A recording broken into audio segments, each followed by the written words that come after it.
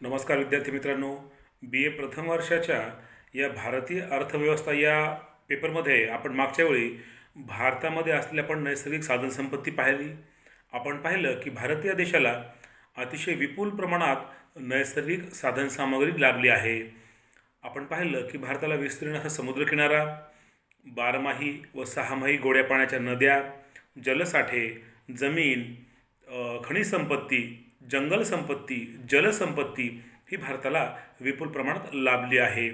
आपण यापूर्वी भारतातील जमिनीची माहिती आपण जाणून घेतली की भारताच्या वाट्याला कशी भूसंपत्ती आली आहे, तिचा कसा उपयोग होतो हे आपण पाहिलं. शेतीखाली किती जमीन आहे, जंगलाखाली किती आहे, वापराखाली किती आहे, बिगर वापराखाली किती आहे, पडीत जमीन किती आहे हे आपण पाहिलं. आज आपण भारतातील जंगल संपत्ती पाहूया. आपल्याला माहीत आहे की जंगल ही महत्त्वाची साधनसंपत्ती आहे. मानवाला ऑक्सिजन पुरवण्यासाठी जंगलं अतिशय उपयुक्त आहेत. त्याबरोबर अनेक उद्योगधंद्यांना लागणारा कच्चा माल हा जंगलांकडून मिळत असतो. याशिवाय जमिनीची धूप थांबवणं, जमिनीत पाणी मुरवणं, वन्य प्राणी व पक्षी यासाठी आश्रय म्हणून ही जंगलं महत्त्वाची आहेत. आपल्याला माहीत आहे की जर जमिनीवर वृक्षांचे आच्छादन असेल तर जमिनीची धूप कमी होते व जमिनीमध्ये पाणी मुरण्याचे प्रमाण वाढते, भूगर्भातील जलसाठे वाढतात. आपण जर पाहिलं तर भारताच्या एकूण भौगोलिक क्षेत्रफळापैकी सुमारे 68 दशलक्ष हेक्टर म्हणजेच 22% जमीन ही जंगलाने व्यापली आहे. म्हणजेच साधारणपणे 22% हे भारताच्या एकूण जमिनीपैकी हे जंगलव्याप्त क्षेत्र आहे. आपण पाहिलं की ह्या 68 दशलक्ष हेक्टर जंगलांपैकी साधारणपणे 95% जंगलं ही सरकारच्या मालकीची आहेत, तर 5% जंगलं ही खाजगी मालकीची आहेत. भारतामध्ये मध्य प्रदेश, आसाम, ओरिसा, महाराष्ट्राचा काही भाग व ईशान्य भारत या ठिकाणी घनदाट जंगले आढळतात. तसेच दक्षिण भारतातही अनेक ठिकाणी जंगले आढळतात. आपल्याला जंगलांची काळजी घेणं, जंगलांचं संवर्धन करणं अतिशय आवश्यक आहे. कारण जंगल ही पुन्हा निर्माण होणारी संपत्ती आहे. म्हणजेच आपण वृक्षांची वाढ करून पुन्हा जंगल निर्माण करू शकतो, परंतु हे करण्यासाठी सुद्धा मोठा कालावधी लागतो. साधारणपणे 25 ते 30 वर्षांचा कालावधी लागतो. म्हणूनच जंगलांचं संवर्धन करणं व त्यांची निगा करणं अतिशय आवश्यक आहे. आपल्याला माहीत आहे की भारतामध्ये असंख्य उद्योग हे जंगलांवर आधारित आहेत. उदाहरणार्थ फर्निचर उद्योग, ज्याला आपण टिंबर उद्योग असं म्हणतो, यामध्ये लाकूड कटाई, लाकडापासून फर्निचर बनवणं, काड्याच्या पेट्या बनवणं हा उद्योग भारतात फार मोठ्या प्रमाणावर आहे. याशिवाय भारतामध्ये आपल्याला माहीत आहे की चंद्रपूर आणि गडचिरोली या ठिकाणी जंगलांवर आधारित कागद कारखाने आहेत. या ठिकाणी झाडाचं लाकूड व गवतापासून कागद तयार केला जातो. म्हणजेच कागद उद्योग हा सुद्धा जंगलांवर आधारित आहे. याशिवाय डिंक, लाख, रेयॉन हे उद्योग पूर्णपणे जंगलांवर आधारित आहेत. याशिवाय अनेक औषधी वनस्पती या जंगलांपासून मिळतात. आपल्याला माहीत आहे की आयुर्वेदिक औषधांमध्ये अनेक जंगलाची जी उत्पादनं आहेत ती वापरली जातात. याशिवाय आपल्याला जंगलापासून मोहाची पाने, मोहाची फुले, तेंदूपत्ता व इतर असंख्य वस्तू मिळत असतात. ह्या सगळ्या वस्तूंचा वापर विविध उद्योगात मोठ्या प्रमाणात होत असतो. म्हणजेच भारताच्या राष्ट्रीय उत्पन्नातसुद्धा या जंगलांचा मोठा हिस्सा आहे. साधारणपणे 1950-51 साली भारताच्या एकूण राष्ट्रीय उत्पन्नामध्ये 3,260 कोटी रुपये एवढ्या वाटा ह्या जंगलांचा होता. तर अगदी अलीकडील आकडेवारीनुसार साधारणपणे 93-94मध्ये 3,100 कोटी रुपये एवढे उत्पन्न जंगलांपासून मिळाले. भारत सरकारला व राज्य सरकारला या जंगलांपासून उत्पन्न मिळते. तसेच आपण जर पाहिलं तर अलीकडील काळात जंगलतोडीची समस्या ही फार मोठी झाली आहे की भारतामध्ये फार मोठ्या प्रमाणावर जंगलतोड केली जाते. त्यामुळे दरवर्षी 10 लाख एकरपेक्षा जास्त जंगलांचा नाश होत आहे. तसेच या जंगलतोडीमुळे जमिनीची धूप होत आहे, जैवविविधता नष्ट होत आहे, तसेच हवामान समतोल देखील बिघडत आहे. म्हणून आणि सर्वात महत्त्वाचं म्हणजे आपल्या देशाचा फार मोठा लोकसंख्येचा भाग हा जंगलांवर आधारित आहे. विशेषतः आदिवासी बांधव जे की जंगलामध्ये राहतात यांची पूर्ण उपजीविका जंगलांवर अवलंबून आहे. म्हणून जंगलांचं संवर्धन व जतन अतिशय आवश्यक आहे, कारण हे लोक पूर्णपणे जंगलांवर अवलंबून आहेत. आपल्याला माहीत आहे की आदिवासी बांधवांना मोठ्या प्रमाणात रोजगार जंगलांपासून मिळतो. त्यांच्या जनावरांसाठी चराऊ जमीन उपलब्ध होते. लाकूड फाटा असेल, लाख असेल, मध असेल, मेण असेल, डिंक असेल, औषधी वनस्पती असतील, तेंदूपत्ता असेल, हे सगळे आदिवासी बांधव गोळा करतात व त्यातून त्यांची उपजीविका चालते. म्हणून आपल्याला जंगल संवर्धन करणं अतिशय आवश्यक आहे.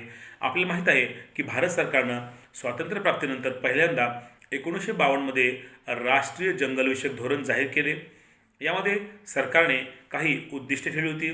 ती म्हणजे जंगलांची उत्पादकता वाढवणे, जंगलांची पुनर्निर्मिती करणे, जंगलांच्या जंगलांचा विकास करून त्याची सांगड जंगलांवर आधारित उद्योगांशी घालणे.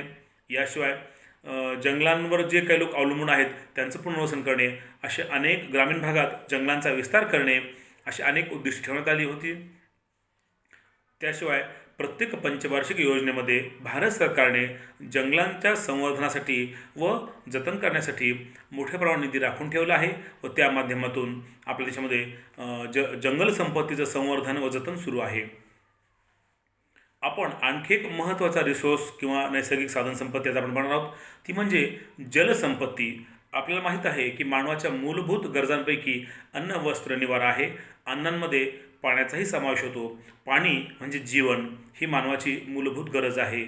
प्राणी, वनस्पती व मनुष्य प्राणी हा पूर्णपणे जगण्यासाठी पाण्यावर अवलंबून आहे. आपल्याला माहीत आहे की आपल्या पृथ्वीच्या सुमारे 71% एवढा भाग पाण्याने व्यापला आहे व 29% एवढी जमीन आहे. आपल्या भारताचा विचार केला तर आपल्याला माहीत आहे की भारताची फार मोठी लोकसंख्या ही शेतीवर अवलंबून आहे. सुमारे 65% लोकांचा व्यवसाय हा शेतीवर अवलंबून आहे किंवा शेती हा त्यांच्या उपयोगी साधन आहे व ही शेती, त्यातील बहुतांश शेती ही पावसाच्या पाण्यावर आधारित आहे.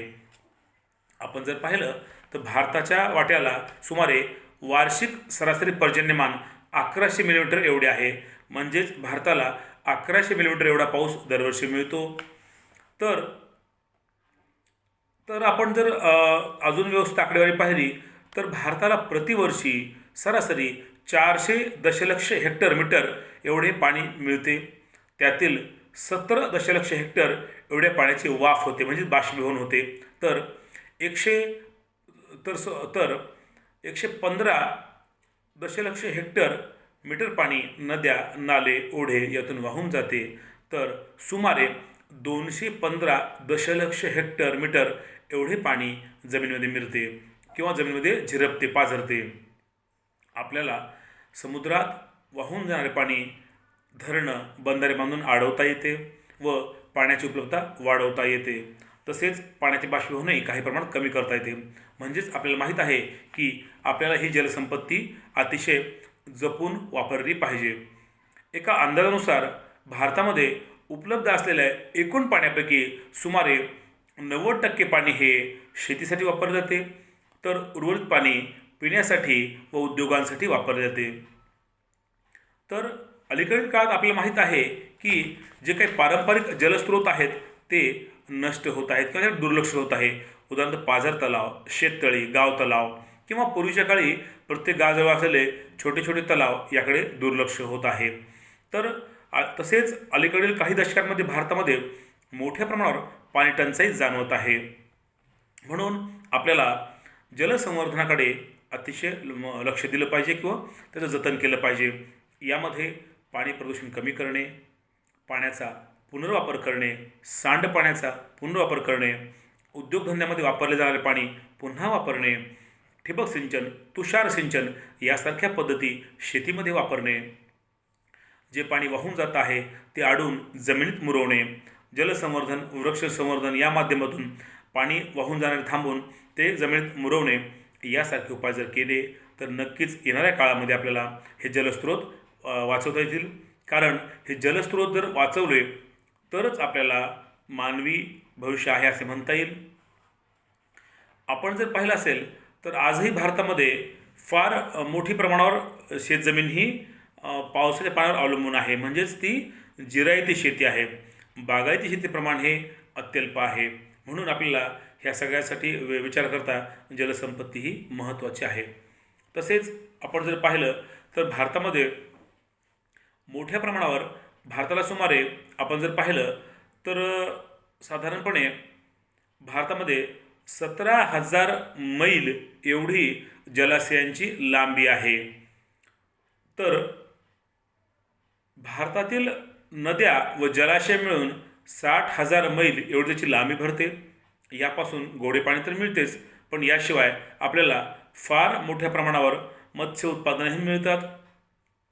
आपण जर पाहिलं तर 2010-11 या काळामध्ये भारतातील मत्स्य उत्पादनांची आपण निर्यात केली. साधारणपणे 12,901 कोटी रुपये एवढे परकीय चलन आपल्याला या मत्स्य उत्पादनापासून मिळाले. परंतु भारतामध्ये या मत्स्य उत्पादनांची उत्पादकता कमी आहे, कारण जपानसारख्या देशामध्ये फार मोठ्या प्रमाणावर मत्स्य उत्पादन घेतलं जातं. त्यामध्ये मासे, झिंगे, कोळंबी यांचा समावेश होतो. आपल्याला आजही ही संपत्ती वाढवता येते व याच्या उत्पादनात वाढ करता येते. तसेच आपल्याला माहीत आहे की भारताला पूर्व व पश्चिम किनारपट्टी लाभली आहे. हिंद महासागर व अरबी महासागरातून फार मोठ्या प्रमाणावर मत्स्य उत्पादन घेतलं, मच्छीमारी केली जाते व त्यापासूनही भारताला मोठ्या प्रमाणात परकीय चलन मिळते.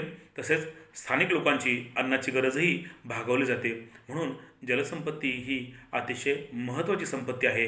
तिचे संवर्धन करणे आवश्यक आहे. धन्यवाद.